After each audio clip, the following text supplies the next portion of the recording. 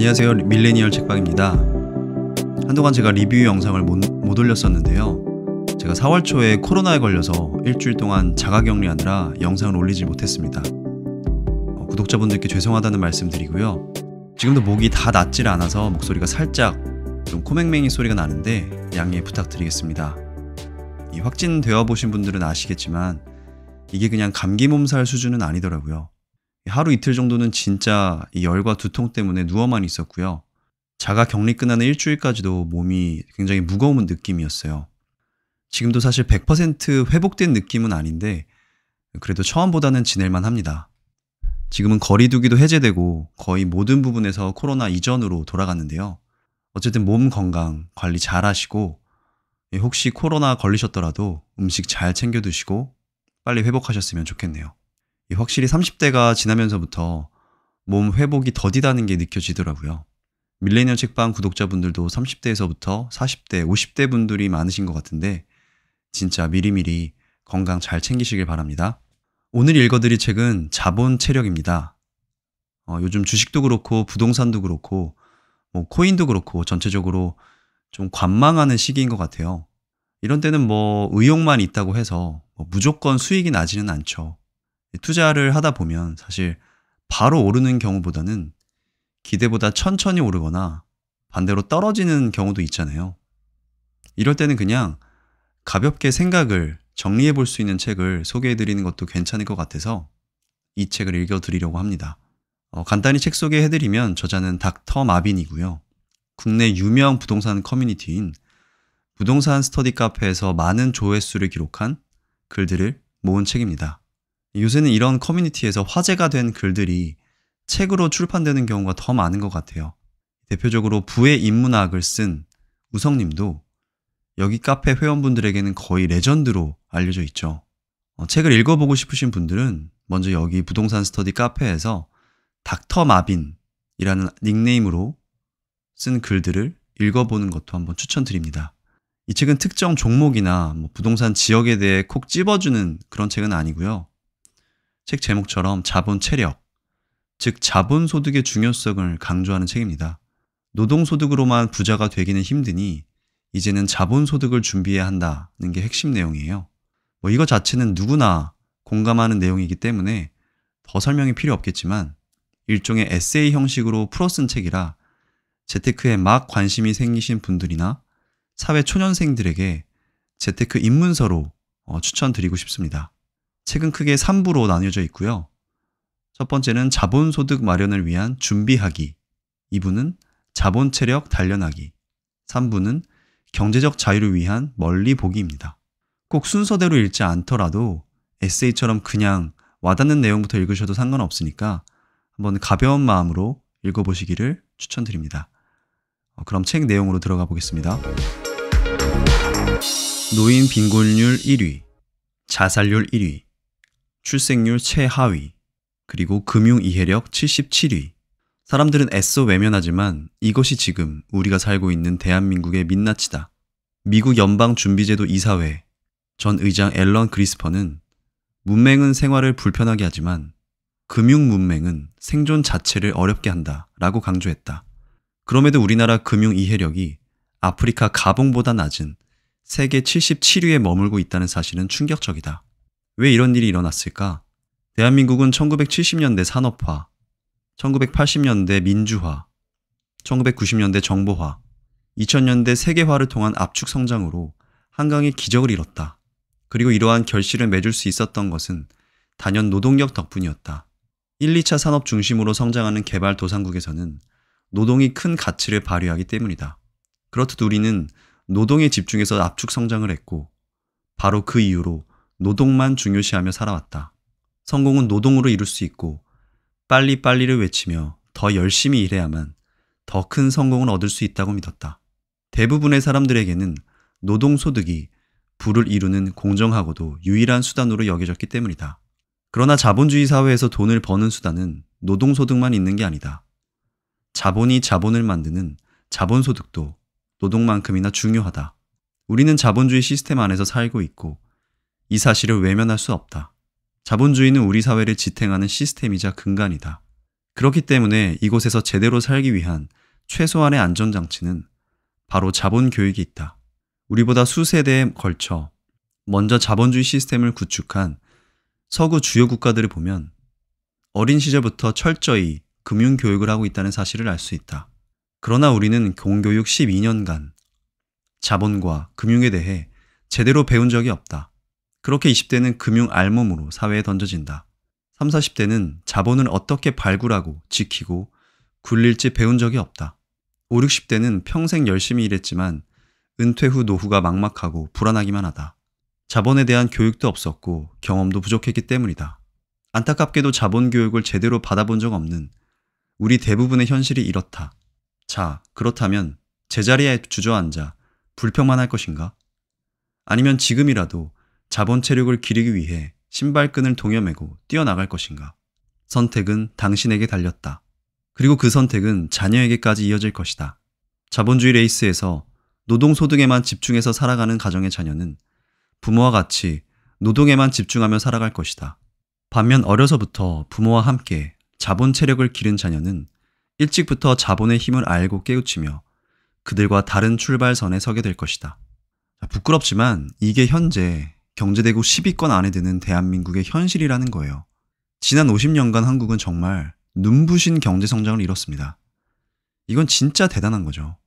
저는 솔직히 지금 사람들이 힘들다고 헬조선 해도 바로 위에 있는 북한이랑만 비교해도 진짜 감사할 수밖에 없다고 생각해요. 서울에서 북쪽으로 몇십 킬로만 가도 북한인데 만약 제가 북한에서 태어났다면 지금 이렇게 경제적 자유라는 목표를 꿈이나 꿀 수 있었을까요? 그냥 죽도록 고생하고 굶주리다가 그냥 죽었을지도 모르잖아요. 어쨌든 남한이 그동안 엄청나게 발전한 건 팩트인데 문제는 이렇게 단기간에 성장했으면 부작용도 필연적으로 따라온다는 거죠. 한마디로 한국의 경제 성장은 사람들이 엄청 빡세게 살면서 자신을 갈아 넣은 결과거든요. 그것도 그나마 경제 성장의 과실을 먹은 사람들은 대기업에 다니거나 서울에 집 한 채라도 마련한 사람들이고 그마저도 자본주의 사회에서 적응하지 못한 사람들은 굉장히 어려운 삶을 살고 있죠. 중산층 이하의 평범한 서민들이 누리는 삶의 질과 복지는 지금도 선진국과 비교해보면 굉장히 열악하다고 볼 수 있습니다. 내 인생은 언제 흑자일까? 위 자료를 보면 국민 대다수의 생애 주기별 소비 패턴이 보이는데 한 사람당 지출이 평균 16세에 최대치에 기록한다는 것을 알 수 있다. 한국에 사는 16세 홍길동은 수입은 0원이지만 부모를 통해 지출된 비용이 약 3,215만 원에 달한다. 경제적 생애 주기만 놓고 보면 16세 홍길동은 수입은 없는데 지출만 하는 최악의 적자 인생을 살고 있는 셈이다. 홍길동은 그렇게 20세 이후 직접 돈을 벌기 시작하면서 적자폭을 줄여나가고 28세 드디어 흑자 전환을 하게 된다. 그리고 45세가 되면 최대 흑자를 기록하면서 전성기를 맞이한다. 그러다가 평균 은퇴 시점인 59세 전후가 되면 다시 적자 인생으로 돌아선다. 앞의 자료를 통해 생애 주기를 단순하게 보면 인생의 경제적 흐름은 적자, 흑자, 다시 적자의 3단계로 나뉜다. 결국 현재 노년 세대는 은퇴 시점부터 근로소득이 사라지기 때문에 가난해지고 현재 흑자를 이루고 있는 중장년 세대 또한 노후를 위한 소득수단을 마련하지 않으면 빈곤에 처할 수 있다는 것이다. 우리는 왜 적자로 시작해서 적자로 끝나는 그야말로 적자 인생을 살고 있는 걸까? 아무도 인정하고 싶지 않지만 대부분의 사람은 이러한 잠재적 가난 상태에 노출되어 있다. 우리는 정녕 적자 인생으로 살아야 하는 걸까? 노인 빈곤율 1위. 나는 안전할까?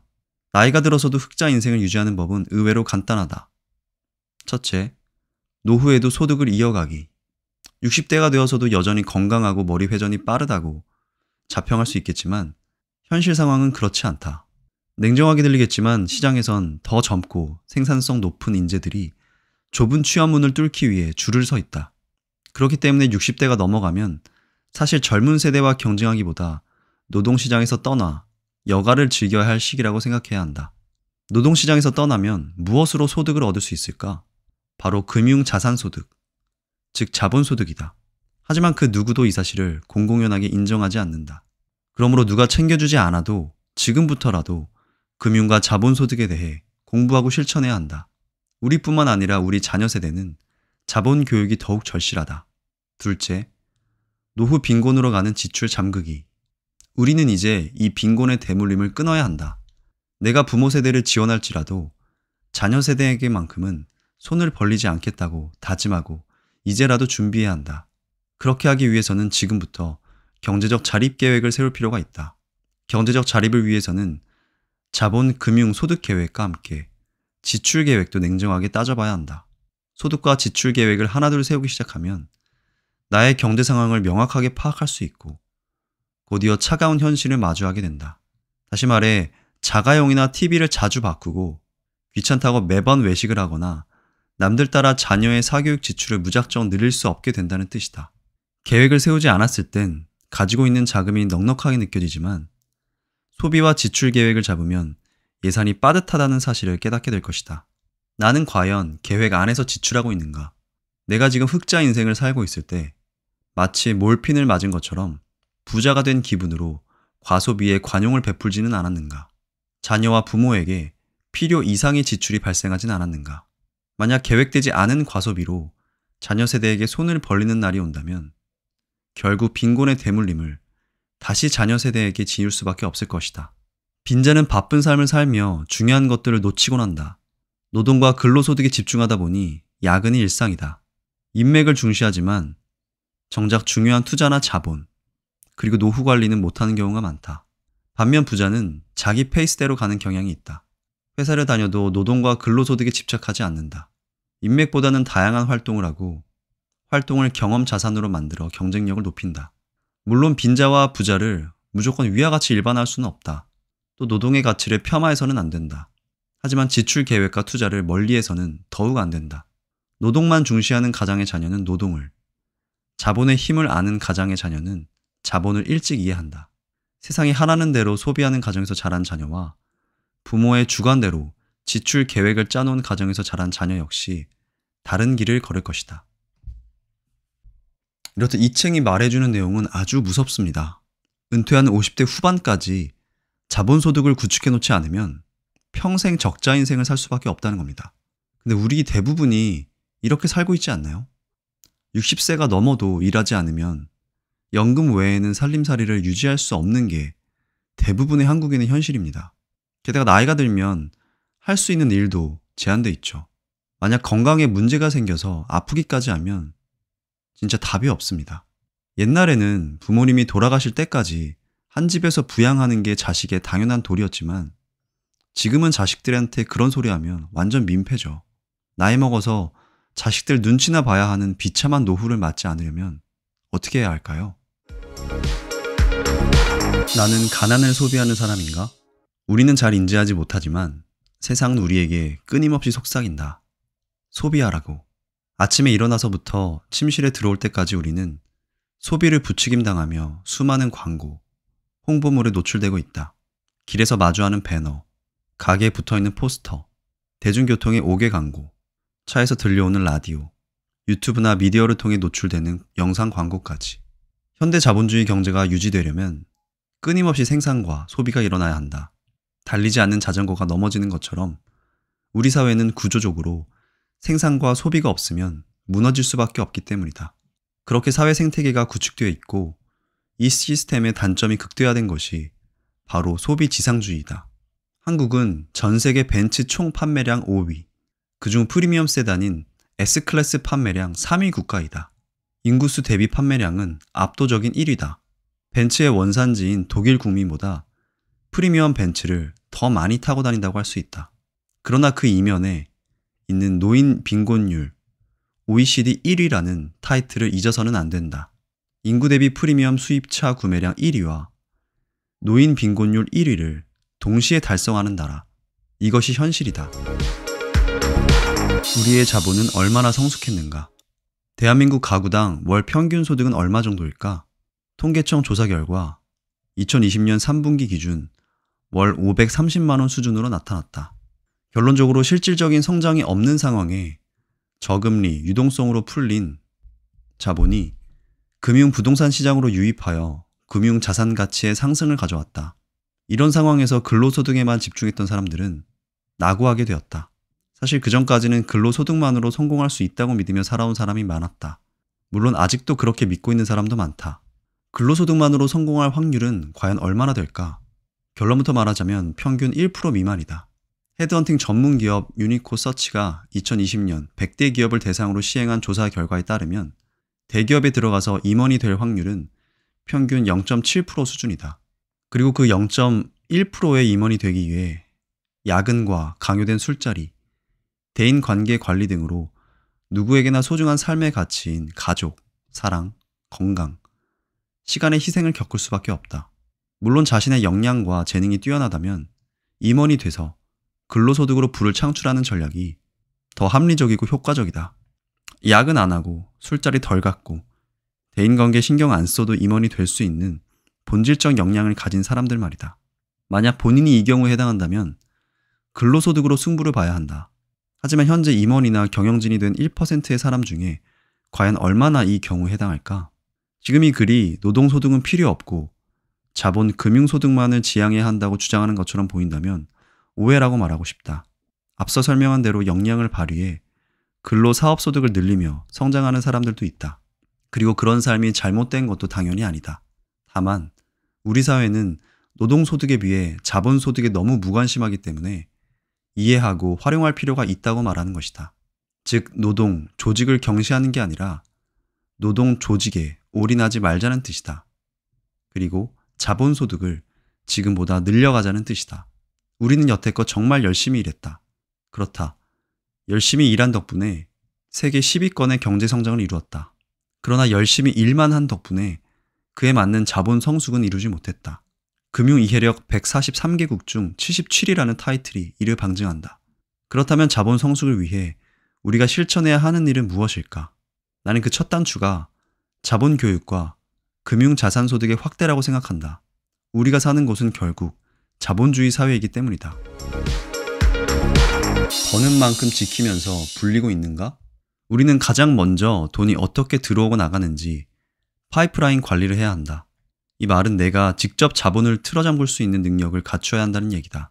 그런데 그런 교육과 역량을 늘릴 시간도 없이 대부분 일만 열심히 하며 살고 있다.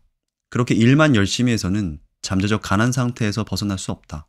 노후에 여유로운 삶을 살기 위해서는 내가 조금이라도 몸이 성할 때 벌어들인 근로소득을 빠르게 자본소득화해야 한다. 지금 1억을 번다고 해서 평생 그 돈을 벌 수 있는 것은 아니기 때문이다. 퇴직을 하거나 몸이 아파서 더 이상 노동을 할 수 없는 상황이 되더라도 지속적으로 돈이 들어올 수 있는 구조를 만들어 놔야 한다. 예를 들어 내가 사는데 필요한 고정 지출이 연 4천만 원이고 내가 가진 돈에서 단순 예금, 펀드 조합으로 연 2%의 부수적 수익을 낸다고 가정하면 은퇴할 때까지 20억 원의 현금 자산이 필요하다. 그렇다면 현금 자산 20억을 은퇴 전에 어떻게 만들지 미리 고민해야 한다. 이렇게 목표가 생기면 지금 내가 벌어들인 수입을 허투루 쓰지 않게 된다. 경험상 오히려 경제에 더 관심을 갖고 실전에 투자하며 경험을 쌓는다. 내 수입은 언제까지 지속될 것으로 예상하는가? 나의 고정 지출에서 불필요한 것은 무엇인가? 노후에 나의 연금 예상액은 어느 정도인가? 부족한 노후 자금은 어떻게 확보할 것인가? 노동을 하지 못할 때 어떻게 수입을 발생시킬까? 그 수입을 만들기 위한 구체적 계획은? 자녀 교육비는 언제부터 준비해둘 것인가? 자녀 증여 계획은 구체적으로 가지고 있는가? 이러한 질문에 예스를 외쳤다면 적어도 잠재적 가난에서 벗어날 준비가 되어 있다고 생각된다. 아니, 오히려 풍요로운 삶을 살 가능성이 높아질 것이다. 웰빙에서 웰에이징을 넘어 웰다잉하기 위해 지금부터 잠재적 빈곤이 아닌 잠재적 풍요를 준비하기 바란다. 이런 질문들에 그냥 어떻게 되겠지 하고 넘어가면 정말 그냥 되는 대로밖에 잘 안 되더라고요. 계획을 세운다고 해서 모든 게 다 계획대로 되지는 않지만 적어도 계획 비슷하게 흘러갈 수는 있다고 생각합니다. 자산을 효과적으로 굴리는 순서를 아는가? 자산 굴리기 첫 번째, 안전판 만들기와 레버리지 활용하기. 대다수는 얘 적금을 통해 시드머니를 만든 후 다음과 같은 순서로 재테크를 하고 있다. 주식, 부동산, 연금. 하지만 나는 역순으로 준비하는 것이 더 효과적이라고 생각한다. 연금, 부동산, 주식. 연금을 제일 먼저 넣어야 하는 이유는 젊어서 시작할수록, 즉 더 오랫동안 납부할수록 노후 보장 금액과 기간이 늘어나기 때문이다. 연금에 돈을 넣으면 투자를 위한 시드머니는 어떻게 만드냐고 반문할지도 모른다. 그런 분들에게 나는 이렇게 답변한다. 쓸데없는 지출을 관리하고 절약해서 시드머니를 만드세요. 그렇게도 부족하면 대출을 활용하면 됩니다. 자산 굴리기 두 번째, 실거주 부동산 마련. 자본은 결국 땅으로 갈 확률이 높다. 따라서 장기적으로 생각했을 때 실거주 집 한 채를 빠르게 매입해 놓으면 재테크 면에서 합리적이고 효과적이다. 부동산 실거주 한 채는 투자 목적도 있지만 그보다 거주 안전성이라는 큰 가치를 제공한다. 또한 부동산은 집을 담보로 대출받기 때문에 나의 신용보다 더 큰 규모의 레버리지 효과를 활용할 수 있다는 장점도 있다. 자산 굴리기 세 번째, 주식 및 위험자산 투자. 경제활동을 시작하는 시점에서 연금 계획으로 노후 소득을 마련해 놓고 부동산 실거주 한 채로 거주 안전성을 확보했으면 본격적으로 위험자산 포트폴리오를 구성해야 한다. 바로 주식 투자다. 자본이 많은 사람은 돈을 지키는 방향으로 전략을 짜지만 자본이 부족한 사람은 공격적으로 돈을 불리는 전략이 효과적이라고 판단하기 때문이다.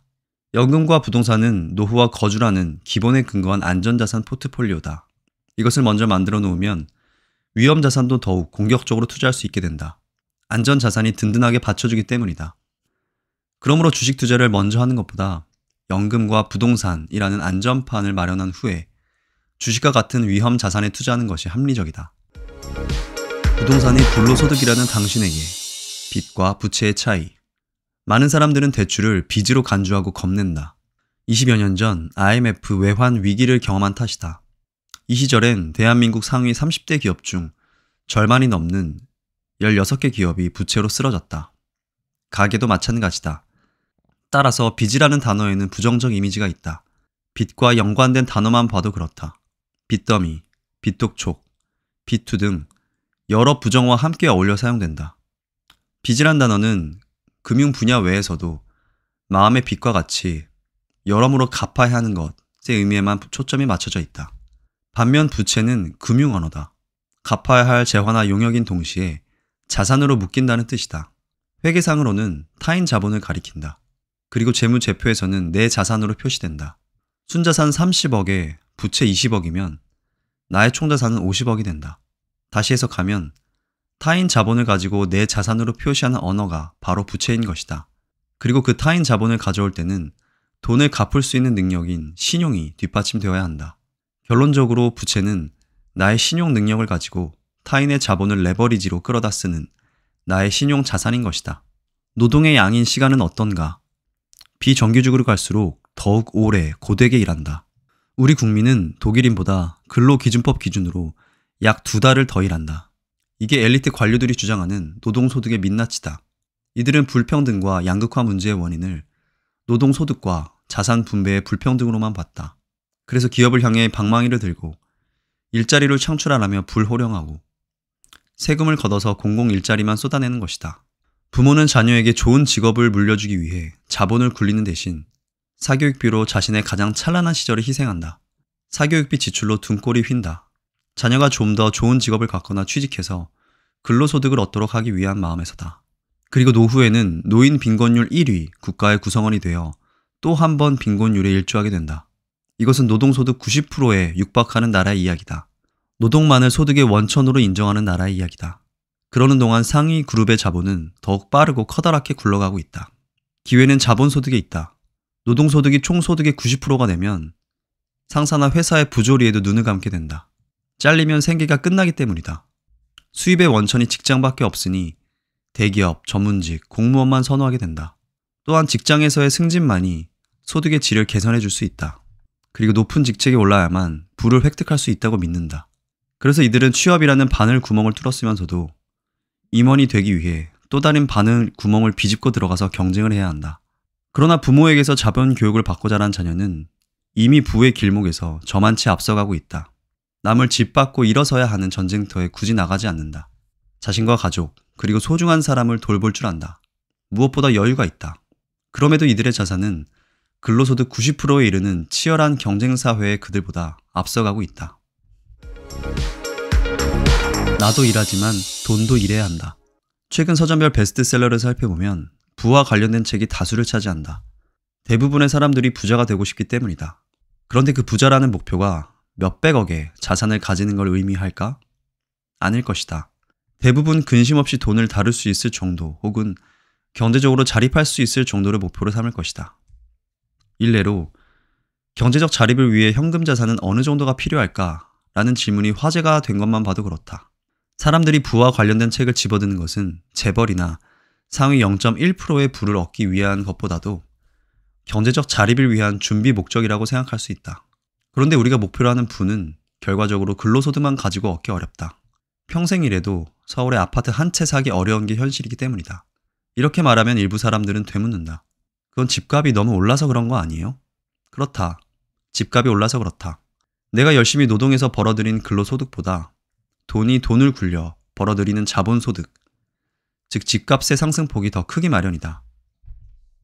그래서 나 홀로 땀 흘려서 일하는 게 아니라 돈도 함께 일하도록 그 시스템을 만들어야 한다. 다들 느끼겠지만 이 맥락의 주장이 최근 들어 더 큰 설득력을 얻고 있다. 장하성은 부의 불평등은 분배의 실패이고 분배의 실패는 소득의 불균형에서 왔다고 판단했다. 그 주장에 대해 나는 다르게 생각한다. 부의 불평등은 서민들의 자본과 금융에 대한 무관심에서 비롯했고 이는 국가가 노동, 근로소득만 강조한 데 따른 결과라고. 자본교육은 돈 밝히는 공부가 아니다. 우리나라는 압축 성장을 했다. 앞서 살펴본 대로 1970년대 산업화, 1980년대 민주화, 1990년대 정보화, 그리고 2000년대 세계화까지 그야말로 변화와 성장에 느슨함이란 없었다. 전 세계 어디를 보아도 전쟁 직후 이디오피아보다 못한 빈민국에서 압축 고도 성장으로 세계 경제 10위권이 된 국가는 한국이 유일하다. 그래서 정부는 산업화의 근간이자 고도 성장을 가져왔던 시대의 노동과 생산성이 여전히 우리의 성공 방정식일 것이라 믿으며 이를 고수하고 있다. 그런데 과연 그게 맞을까? 모든 일에는 단계가 있다. 우리는 그 단계와 과정을 밟지 않고 압축 성장을 한 결과로 부작용이 드러나고 있다. 우리가 압축 고도 성장을 하면서 지나쳐버린 것은 무엇일까? 나는 그것이 자본의 이해라고 생각한다. 우리와 어깨를 나란히 하고 있는 OECD 주요국들은 자본주의 속에서 수세대를 거치며 국민 대다수가 충분히 자본에 대한 이해력을 가지고 있다. 하지만 우리 국민은 여전히 노동에만 집중하고 있는 게 현실이다. 일례로 한국은행에서 발표한 자료를 보면 G7 국가 국민의 가계소득 중 자본소득의 비중은 평균 10% 이상이며 특히 독일 19.2%, 미국 21%로 자본소득이 차지하는 비중이 높은 것으로 나타났다. 그럼 우리나라는 과연 어느 정도일까? 한국 가계의 경우 근로소득을 제외한 재산소득 비중은 7.7%에 불과한 것으로 나타났다. 미국의 3분의 1 수준에 불과한 정도다. 이는 우리나라 사람 대부분이 여전히 노동소득 중심으로 살아가고 있다는 사실을 뜻한다. 그렇다면 노동 환경은 어떨까? 세계에서 가장 일 많이 하는 나라는 멕시코다. 그리고 다음은 코스타리카이다. 이어 대한민국이 전 세계에서 가장 오랜 시간 일하는 국가 3위다. 우리나라 국민은 여전히 제대로 된 금융교육 한 번 못 받으며 사회에 금융 알몸으로 내팽개쳐진다. 공부 열심히 해서 좋은 대학 가고 좋은 직장 취직하기의 끝에는 노동소득이 자리하고 있다. 그렇게 전 국민 가계소득의 93%가 노동소득에 기대고 있는 현실이다. 이제 산업화에 맞춰진 노동 신성성을 내려놓고 미래 세대만이라도 자본에 대한 이해와 제대로 된 교육을 철저히 받길 희망한다. 기회는 평등해야 하고 과정은 공정해야 한다고 주장하지만 자본주의 사회에서 기회의 평등은 국민들의 균질한 금융 지식에서 출발한다고 믿는다. 결국 땅 주인에게 간다. 사람들이 흔히 말하는 직주 근접은 내 집과 직장과의 거리가 얼마나 가깝게 위치하느냐를 판단하는 것 같지만 사실 출퇴근 시간을 아껴서 다른 곳에 쓰기 위한 니즈에서 출발한다. 역세권, 숲세권, 스세권 선호도 직주 근접처럼 접근성에 대한 수요인데 그 본질은 결국 시간 절약이다. 결국 나에게 주어진 절대적 시간의 총량을 얼마나 효율적으로 사용할 수 있느냐를 시장에 묻는 것이다. 이와 같이 시간은 모든 사람에게 절대적으로 주어지지만 동시에 상대적 가치를 지닌다. 이러한 시간의 상대적 가치를 드러내는 부동산 시장 용어가 급지, 민도, 학군이다. 나와 비슷한 시간 가치를 가지고 있는 사람 혹은 나보다 높은 시간 가치가 있는 사람들, 그들이 모여 사는 곳에서 커뮤니티를 형성해 비슷한 시간 가치를 유지하며 살고 싶은 욕구. 이를 표현한 말이 급지, 민도, 학군인 것이다. 강남이 땅이 좋아서 강남이 된 게 아니라 시간 가치가 높은 사람들이 모여 살기 때문에 지금의 강남이 된 것이다. 시간 가치가 높은 사람들, 그리고 그들의 자녀가 살기 때문이고 학원, 병원, 쇼핑, 도로 등 각종 편의시설을 비롯한 인프라가 시간을 절약해 줄 수 있도록 바로 인근에 위치해 있기 때문이다. 중요한 시간들이 모여있는 공간, 이것이 부동산 가치의 본질 아닐까? 결론적으로 시간과 공간이 모두 투영된 인간의 근본적인 욕구 그 자체가 땅이며 부동산이라고 생각한다. 그리고 바로 그렇기 때문에 부의 총량이 땅 주인에게 흘러갈 수밖에 없다. 부의 총량은 결국 부동산으로 흐른다. 씁쓸하지만 현실이고 그게 인간의 본능이며 그래서 우리가 정신을 바짝 차리고 공부하면서 자본 체력을 길러야 하는 이유다. 자녀 진유가 반드시 필요한 이유. 미성년일 땐 10년마다 최대 2천만 원, 21세에서 30세 동안 최대 5천만 원까지 비과세이다. 그리고 31세 이후로는 10년마다 비과세이다. 따라서 자녀가 결혼할 즈음 31세가 되면 최대 1억 4천만 원까지 별도 세금 없이 증여가 가능하다. 여기서 기억할 점은 미리 증여를 해두면 자녀의 주식계좌로 얻은 수익 또한 세금이 붙지 않는다는 것이다. 즉 1억 4천만 원의 주식을 증여했는데 수익이 나서 평가 금액이 3억 원이 되어도 1억 6천만 원의 수익은 비과세가 된다는 이야기다. 그러므로 나는 돈이 없을수록 만들어서라도 증여해야 한다고 생각한다. 자녀 증여를 위해 주식 투자를 하면 다음과 같은 이득도 얻을 수 있다. 첫째, 자녀 주식을 통해 장기 투자할 수밖에 없다. 따라서 장기적으로 어떤 기업이 성장성이 있고 건전한지 검토할 수 있다. 둘째, 적립식으로 주식 투자하는 습관을 부모가 먼저 기를 수 있게 된다. 셋째, 자녀가 초등학교에 들어가면 어릴 때부터 투자 경험을 쌓게 할 수 있다. 부자 습관, 가난한 습관. 부자 습관. 부자 그룹은 크게 두 부류로 나뉜다. 자수성가형과 상속형이다. 먼저 자수성가형 부자들의 공통적인 특징은 첫째, 단도직입적이라는 것이다. 그들은 목적과 용건이 명확해서 대화할 때 질질 끄는 일이 거의 없다. 일반적으로 잘 물어보지 않는 주제에 대해서도 훅 하고 전곡을 찌르는 질문을 해서 본질을 파악하는 능력이 있다. 가령 이런 식이다. 무슨 일 하세요? 할 수 있어요? 없어요? 본인이 원하는 게 뭔데요? 그래서 뭘 준비하고 있죠? 이들이 이렇게 말하는 이유는 당신의 배경을 캐서 무례하게 굴려는 의도가 아니다. 되도록 본질적인 이야기만 하고 싶어서다. 본질이 담긴 이야기를 통해 실질적인 결과물을 보고 싶기 때문이다. 이들에게 시간은 돈이기 때문에 굳이 돌려 말하지 않는다. 둘째, 추진력이 강하다. 말이 떨어지기 무섭게 바로 추진하고 이를 빠르고 시원하게 해치우는 경향이 있다. 셋째, 실질적이고 실리를 따진다. 좋은 게 좋은 거잖아요 같은 일은 없다. 진짜 돈이 되는지 주판알을 제대로 튕긴다. 실질적인 선택 앞에 마주하는 일이 많다 보니 가끔 예민하거나 날카로운 성향도 있다. 그리고 실리를 따지기 때문에 정말 꼼꼼하다. 그래서 디테일에 강한 면도 있다. 자수성가형 부자에게 내가 전체적으로 배운 점은 부를 창출하는 습관이다.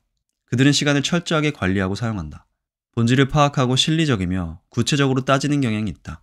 이를 미루지 않고 선택의 순간에 주저하지 않는다. 이런 습관들이 그들에게 부를 안겨줬다고 미루어 짐작하게 한다. 한편 부자 중에는 스스로 성공한 자수성가형뿐만 아니라 부모의 재력을 물려받은 상속형 부자도 있다. 상속형 부자의 일반적이고 공통적인 특징은 대체로 잘 웃고 예의 바르다는 점이다. 욱하는 성격은 거의 보지 못했다. 대체로 침착하고 차분한데 어떤 기회나 선택의 순간에는 주저함이 없다. 순박해 보였던 사람이 정말 큰 기회가 오면 눈빛이 날카로워지고 저돌적으로 변한다. 그런 측면에서 봤을 때 원래 순박하거나 젠틀한 성격이 아니더라도 그런 모습을 갖추도록 잘 교육받았다는 것이 더 옳은 표현이겠다. 또한 베푸는데 주저함이 없고 써야 할 때 크게 쓴다. 반면 받을 땐 적은 돈도 꼼꼼하게 받는 편이다. 만약 상대가 줘야 할 돈을 주지 않으면 직접 따지지는 않고 그 사람을 조용히 손절한다. 속을 잘 드러내지 않고 새로운 관계를 맺을 때 아니다 싶은 사람은 굳이 만나지 않는다. 그들은 생각하는 방식이 조금 다르고 지금처럼 부동산이 인기 있기 전부터 건물에 투자하러 다녔다. 아마도 부모의 영향이었다고 짐작한다. 일보다는 투자에 흥미를 많이 느끼는 경우가 많다. 전체적으로 모든 면에서 여유롭다는 느낌을 강하게 받았다. 자수성가형 부자에게 부를 창출하는 습관을 배웠다면 상속형 부자에게는 부를 유지하는 습관을 배웠다. 그들의 젠틀하고 예의 바른 자세는 주변에 적을 만들지 않는다. 부를 창출하기 위해서는 적을 밟고 일어서야 하는 반면 부를 유지하기 위해서는 적을 두지 않는 게 효과적이라는 사실을 부모를 통해 배웠을 것이다. 또한 그들은 필요할 때는 진짜 역량을 집중해서 투사처럼 돌진한다. 겉으로 조용하고 젠틀해 보일 뿐 그들의 내면에는 강한 야수가 자리하고 있다. 외유 내강이라 할 수도 있겠다. 쓸데없이 인적 네트워크를 확장하지도 않는다. 필요한 곳에만 집중한다. 이런 자세는 우리의 자본력을 유지하는 데 큰 도움을 줄 것이다. 가난한 습관. 그들의 공통점 중 몇 가지를 조심스럽게 적어본다. 여기서 조심스럽다는 의미는 아래와 같은 특징의 사람들이 무조건 다 빈자라는 뜻은 아니기 때문이다. 일반화에 오류가 있음을 인정하며 시작한다. 첫째, 과거에 젖어 산다. 옛날이 좋았다며 철없던 시절의 친구들을 불러내 여전히 철없이 술에 취해 노는 것을 좋아한다. 옛날이 좋았다는 말은 현재가 불행하다는 이야기이며 성장하지 못한 채 계속 그 자리에 머물고 있다는 것을 의미한다. 둘째, 시간 관리를 하지 않는다. 남는 게 시간이라는 말을 자주 쓴다. 계획이 없으니 시간이 남고 시간이 남으니 게임, 유튜브, SNS를 하면서 그 시간을 말 그대로 죽인다. 그리고 나중에 중요한 걸 놓치고 나서 말한다. 시간이 없었다고. 셋째, 약속을 자주 어긴다. 약속을 해도 제 시간에 나타난 적이 거의 없다. 30분이나 늦어도 미안하다는 말이 먼저 나오지 않고 왜 늦을 수밖에 없었는지 상대를 설득시키려 한다. 한 번은 초범, 두 번은 재범, 세 번부터 상습범이다. 한두 번은 이해한다 해도 상습범처럼 어기는 사람은 더 이상 신뢰가 가지 않는다. 이런 사람은 결국 주변에 좋은 사람이 다 떠나간다. 넷째, 감정적이다. 실리적이지 않고 감정적으로 행동하는 경향이 크다. 특히 합리적 소비보다 감정적 소비를 더 많이 한다. 자신에게 관대하고 스스로를 잘 용서한다. 다섯째, 선택콩은 실행하지 않는다. 일이 주어져도 뒤로 미루고 선택이 앞에 있어도 뒤로 미룬다. 다짐을 하거나 계획은 잘 세우는 경우도 있다.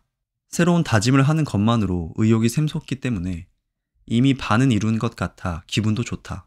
하지만 안타깝게도 그것을 실천으로 옮길 때가 드물다. 무저되는 길을 막는 세 가지. 첫째, 습관적 서열화. 우리가 어떤 민족입니까? 라는 질문에 나는 우리는 서열의 민족입니다 라고 답할 것이다. 우리는 자식이 태어나면 키, 몸무게, 상위 몇 %와 같이 자녀의 위치를 꾸준히 확인한다. 그리고 초등학교에 입학하면 공교육을 받는 동안 아이는 철저하게 성적순으로 등급을 부여받는다. 이 등급은 고3이 되면 정점을 맞이한다. 현대판 과거제도인 수능을 치르면서 그 아이의 중장기적인 사회에서의 등급이 확정된다. 그러나 대학에 가서도 서열화된 대학 순위에서 또 성적순으로 치열하게 경쟁한다. 원하던 대기업에 취업해도 기업 순위나 연봉 순위를 따진다. 결혼, 중매 시장에서도 대학, 직업, 자산, 외모 등을 종합적으로 평가해서 결혼 정년기의 남녀가 또다시 등급표를 받는다.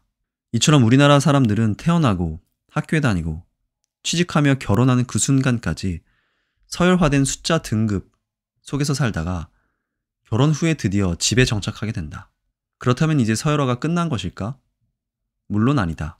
집이 있냐 없냐부터 시작해서 1급지, 2급지, 3급지 등 사는 곳의 순위를 매기기 시작한다. 우리는 왜 이렇게 사는 곳까지 서열화하는 걸까? 그 이유는 단순하다. 이제까지 우리가 그렇게 서열화된 세상 속에서 너무도 당연하게 살아왔기 때문이다. 그래서 나의 현재 위치와 등급이 없으면 어느새 불안감을 느낀다. 우리나라 사람들은 자신의 현재 위치가 어디인지 무척 궁금해한다. 학창시절부터 숫자로 된 성적표를 받아왔는데 사회에 나와보니 객관적으로 평가 내리는 곳이 없어졌기 때문이다. 이것이 바로 부를 이루는 과정에서 흔히 범하게 되는 습관적 서열화이다. 습관적으로 서열화하는 것은 이제까지 인생을 주체적으로 살지 못한 결과다. 다른 사람이 나를 인정해주고 나에게 등급을 부여해줘야만 안정감을 찾는 것이다. 이런 부류는 부를 이루어도 이루었다고 이야기할 수 없다. 습관적 서열화에서 벗어나야만 주체적 삶을 살면서 진정한 부의 길로 들어설 수 있다. 둘째, 목표 없는 목표 설정. 명확하고 실현 가능성이 있는 목표가 있어야만 구체적인 계획을 수립할 수 있다. 하지만 이렇게 준비하는 사람은 거의 보지 못했다. 정리하자면 아래와 같은 질문과 계획이 있어야 실제로 목표를 달성할 가능성이 높아진다. 목표 금액은 어떻게 산정되어 나온 것인가? 그걸 달성하기 위한 소득 계획은 금융자본소득을 강화할 것인가? 파이프라인을 추가할 것인가? 근로사업소득에 집중할 것인가? 우리는 여태껏 부에 대한 진지한 물음과 답변을 하지 않았기 때문에 대부분 부자라는 정성적 목표는 있지만 실제 자본에 대한 정량적 목표 설정은 제대로 하지 않았다. 지금부터라도 목표 없는 목표가 아니라 명확하고 구체적인 목표가 필요하다. 셋째, 결승선 옮기기. 부를 이루는 과정에서 가장 많이 하는 마지막 실수는 바로 결승선을 계속해서 옮겨놓는 것이다. 결승선 옮기기란 최종 목표까지 도달했는데 그 과정에서 만난 주변 인물을 보며 또다시 목표를 상향 설정하는 것을 의미한다. 내가 자산 상위층으로 올라가면 올라갈수록 결승선은 계속해서 뒤로 멀어진다. 이 심리를 생산적이라고 할 수 있을까? 과연 무엇을 위해 경쟁하고 더 많은 돈을 얻으려 할까? 다른 사람이 정한 목표를 왜 내가 달성하려고 할까? 진지하게 답변해 봐야 한다. 주변의 의사, 교수, 로펌 변호사 등 남들이 선망하는 직업을 가진 지인들이 있다. 사람들은 그 직업을 가지고 그만큼 돈을 벌면 행복할 거라 믿는다. 그 중에 실제로 행복한 이들도 있지만 그렇지 않은 경우도 종종 본다. 결국 그 그룹에 속하게 되면 자신의 주변을 보고 경쟁하기 때문이다. 그래서 일부는 다시 결승선을 저 멀리 밀어놓는다. 우리는 여전히 서열화된 세상에 살고 있다. 태어났을 때부터 그렇게 살아왔다. 또한 우리는 목표도 없이 목표를 세우며 살고 있다. 진짜 목표가 무엇인지, 어떻게 준비할지도 모른 채 우리는 목표를 이루어도 다시 결승선을 뒤로 밀어놓는다. 잠시 멈춰서 행복할 권리를 가지고 있음에도 불구하고 진정한 부를 이루는 것과 진짜 부자가 되는 것은 어쩌면 내가 진짜 부자라고 느끼는 것에서부터 출발하지 않을까? 진짜 부자는 남들이 만들어주지 않는다. 자산 상황이 10%든 1%든 그건 타인의 시선에서 생겨난 타이틀이다. 타인의 시선으로 매겨진 등급이 아니라 내가 설정한 합리적 목표를 달성한 후에 만족하며 살 필요가 있다. 나에게 필요한 진짜 가치를 찾아 투자하는 사람이 진짜 부자가 아닐까? 부자는 돈으로 시간을 번다. 보통 사람들은 시간을 들여 돈을 사지만 부자는 돈을 들여 시간을 산다. 시간을 들여서 돈을 산다는 건 이해하기 쉽다. 대다수의 근로자는 나의 노동시간을 투입해서 그에 따른 보상으로 급여를 받기 때문이다. 이것이 시간으로 돈을 사는 개념이다. 그렇다면 돈으로 시간을 산다는 것은 무엇을 뜻하는 걸까? 돈으로 시간을 사는 것은 돈으로 시간을 버는 행위를 뜻한다. 당신이 회사에서 집까지 걸어가면 1시간이 걸린다고 가정하자. 이 경우 돈을 주고 지하철이나 버스를 이용하면 시간을 단축할 수 있다. 여기에 비용을 추가 지불하고 택시를 타면 시간을 조금 더 단축할 수 있다. 서울에서 부산까지 가는데 일반 열차를 타고 갈 수도 있지만 비용을 더 지불하고 KTX와 같은 고속철도를 이용하면 더욱 빠르게 목적지에 도착할 수 있다. 이렇듯 우리가 대중교통 비용을 지불하는 이유는 결국 이동 시간을 단축해서 내 시간을 확보하기 위함이다. 돈을 지출하고 시간을 벌게 되면 나는 그 시간으로 다른 무언가를 할 수 있는 시간 자산이 생긴다. 사랑하는 사람을 더 많이 볼 수도 있고, 좋아하는 소설이나 영화를 볼 수도 있고, 멀리 떨어진 맛있는 음식점을 찾아갈 수도 있고, 그냥 빈둥거리거나 잠을 자며 체력을 회복할 수도 있다. 돈으로 시간을 샀기 때문에 가능한 일이다. 결국 돈을 주고 타인의 시간을 사서 노동을 시키고 자신은 그 시간을 벌어서 진짜 소중한 곳에 쓰는 것이다. 이렇듯 부자는 다른 사람의 시간을 사서 자신이 소중하다고 생각하는 가치에 투자한다.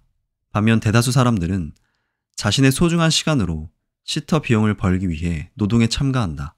그리고 그 현장의 피라미드 꼭대기에 위치한 경영자나 기업 오너는 노동자에게 급여를 주고 노동자들의 시간을 사서 기업이나 사업체를 굴려 더 큰 돈을 번다.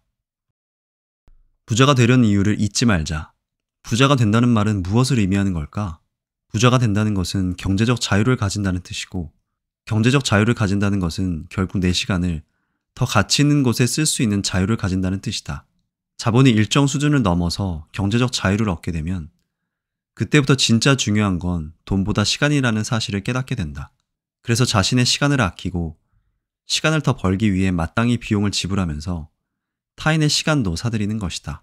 부자가 되기 위해 모두가 경주마처럼 치열한 경쟁 속에 앞만 보고 달려나가지만 우리는 이 사실을 반드시 기억해야 한다. 간혹 경제적 자유를 얻었는데도 불구하고 여전히 경쟁의 쳇바퀴에 남아서 치열하게 돈을 쫓는 경우도 종종 보기 때문이다. 나의 소중한 시간을 투입해 목표한 자산 규모를 달성하고 나서도 당신은 다시 시간을 투입해 자산을 불리는 데 열중할 것인가? 또 다른 비슷한 수준의 부를 가진 경쟁자들 속에서 돈을 쫓는 게임을 계속할 것인가? 아니면 자신과 사랑하는 사람을 위해 돈을 주고 가치 있는 시간을 살 것인가? 진짜 부자는 다른 사람의 시간을 살 수 있는 능력이 있는 사람이다. 진짜 부자는 그렇게 해서 얻은 시간을 가치 있는 곳에 쓸 줄 아는 사람이다. 진짜 부자는 돈을 쫓는 경주마에서 내려와 진짜 삶을 사는 사람이다. 우리는 평생 돈을 쫓는 데 시간을 허비하지 말고 지금 이 순간도 야속하게 흘러가는 소중한 시간을 더 가치 있게 사용하는데 비용을 지불하며 살아야 한다. 자산 부자, 시간 거지. 자본이 많으면 부자일까? 그럴 수도 있다. 부자라는 말 자체가 재물이 많은 사람을 뜻하니 말이다. 하지만 누군가 나에게 부자가 무엇이냐 묻는다면 단순히 자본이 많은 사람이라고 답하지 않겠다. 나에게 있어서 진정한 부자는 자신의 공간을 여유롭게 가지면서 자신의 시간을 자유롭게 사용하는 사람이다. 결국 우리 삶의 본질은 시간과 공간에서 나오기 때문이다. 따라서 부라는 것도 시간과 공간이라는 틀 안에서 정의하면 명료해진다. 우리가 돈을 버는 이유는 결국엔 시간을 벌고 공간을 확보하기 위한 것이기 때문이다. 결국 진정한 부는 여유로운 공간을 확보하는 능력과 행복한 시간을 보낼 수 있는 능력이다. 자본주의 시스템에서는 우리 삶을 구성하고 있는 본질인 공간과 시간을 구매할 수 있도록 했기 때문이다. 그 본질을 지배하는 사람이 진짜 부자다. 따라서 일에 얽매여서 사랑하는 가족들과 시간을 마음대로 보내지 못한다면 억대 연봉의 자산가여도 부자라고 할 수 없다. 그냥 돈 많이 버는 노동자일 뿐이다. 진짜 부자는 돈을 주고 시간을 사는 사람들이다. 반면 빈자는 시간을 주고 돈을 산다. 우리 대다수는 여전히 시간을 주고 돈을 사고 있다. 따라서 모두가 자신만의 기준을 확실히 세워야 한다. 그래야만 훗날이라도 진짜 자기 시간을 쓸 수 있게 된다. 그동안 자본주의 쳇바퀴 안에서 열심히 앞만 보고 달렸다면 이제 내려올 줄도 알아야 한다. 만약 자신만의 부의 기준과 목표가 제대로 서 있지 않다면 자본주의 머니게임이라는 쳇바퀴 안에서 영원히 달리다가 인생이 끝날지도 모른다. 인간의 욕심은 끝이 없기 때문이다. 부동산으로 내 공간을 확보했다면 이제 내 시간도 제대로 쓸 줄 알아야 한다. 돈을 벌 수 있는 기회는 언제든 찾아온다. 하지만 사랑하는 사람의 미소, 생글거리는 아이의 눈빛, 지금의 건강, 이 모든 것은 찰나의 순간이 지나면 사라진다. 다시 오지 않을 이 순간을 위해 비용을 아낌없이 지불하고 놓치지 않아야 한다. 그 시간에 비용을 지불하고 소중히 다뤄야 한다. 그게 진짜 부자다.